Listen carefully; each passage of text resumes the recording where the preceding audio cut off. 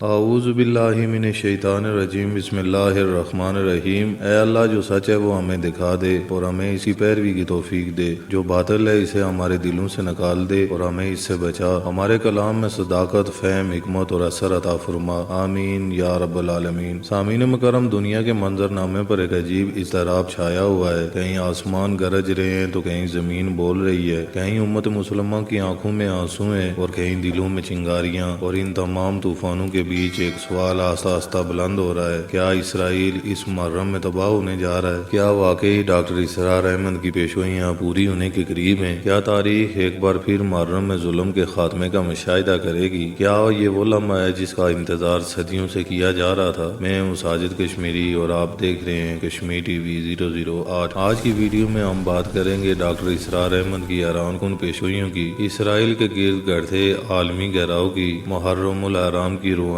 گہرائیوں کی، اور ان تمام واقعات کے پس منظر میں چھپی اللہ کی سنتوں کی۔ چلیے آغاز کرتے ہیں تاریخی اور روحانی سفر کا، تو ہمارے ساتھ اس ویڈیو میں آخر تک بنے رہیے۔ سامعین مکرم، ڈاکٹر اسرار احمد ایک عبقری مفکر، مفسر اور مجاہد تھے۔ انہوں نے دائیوں قبل جو باتیں کہی تھی، آج دنیا انہیں حیرت سے سچ ہوتا دیکھ رہی ہے۔ اسرائیل کی ریاست ان کے نزدیک ایک عارضی نظام تھا جو یہودی سازش کا حصہ ہے۔ ان کا کہنا تھا کہ یہودیوں نے اپنے ہاتھوں سے اپنے زوال کی بنیاد رکھ دی ہے۔ انہوں نے بار بار کہا کہ جس دن مسجد اقصی پر ہاتھ ڈالا گیا، سمجھ لو جنگ مقدس کا آغاز ہو چکا۔ ڈاکٹر صاحب نے کہا تھا کہ محرم الحرام کا مہینہ ظلم کے خلاف اللہ کی تلوار کا نزول ہوتا ہے۔ ان کے مطابق ایک محرم آئے گا جو یہودی ریاست کے خاتمے کا پیش خیمہ بنے گا۔ سامعین مکرم، آج اسرائیل شدید بحران کا شکار ہے۔ غزہ کی مذمت نے اسرائیلی دفاعی نظام کو ہلا کر رکھ دیا ہے۔ ایران، حزب اللہ، حماس اور دیگر تنظیمیں ایک دائرے میں آ چکی ہیں۔ اقوام عالم کی رائے عمل بدل رہی ہے۔ امریکہ کی حمایت کمزور ہو رہی ہے۔ یہ علامات ہیں کہ تکبر کی یہ دیوار محرم کے مہینے میں گر سکتی ہے، اور جب تاریخ کے صفحات پر ظلم کے خلاف قربانی لکھنے کی گھڑی آتی ہے تو اللہ تعالیٰ محرم ہی کو چنتا ہے۔ سامعین مکرم، محرم صرف 100 کا مہینہ نہیں، یہ انقلاب، قربانی اور عدل کا پیغام ہے۔ محرم وہ مہینہ ہے جب فرعون غرق ہوا تھا۔ محرم وہ مہینہ ہے جب حضرت حسین رضی اللہ تعالیٰ عنہ نے یزید کے خلاف کلمہ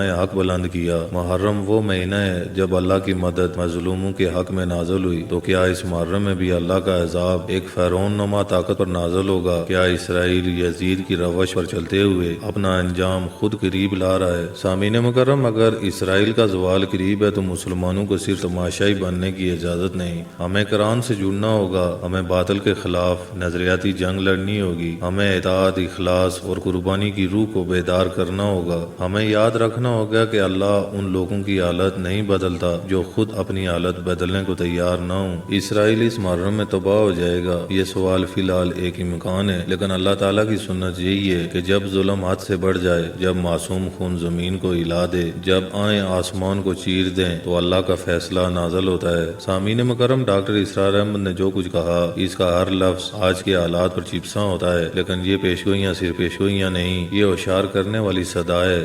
سامعین مکرم، دنیا کے فرعون ختم ہو سکتے ہیں، مگر فرعونیت کا خاتمہ تب ہوتا ہے جب ہم حسینی بن جائیں۔